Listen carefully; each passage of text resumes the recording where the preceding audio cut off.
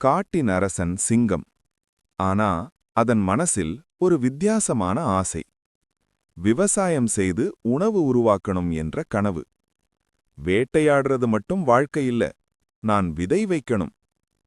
காட்டின் ஓரத்தில் நிலம் உழுதது சிங்கம். அதன் நகங்கள் மண்ணில் காயமடைந்தது.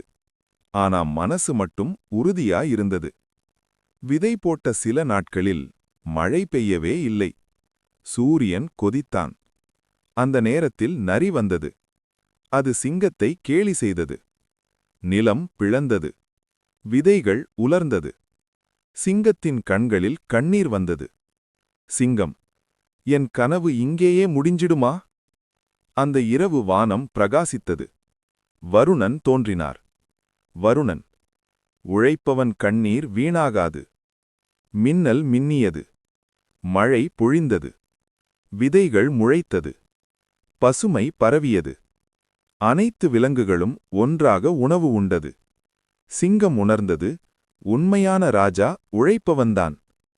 உழைத்த கண்ணீர் ஒரு நாள் மழையாக திரும்பும்.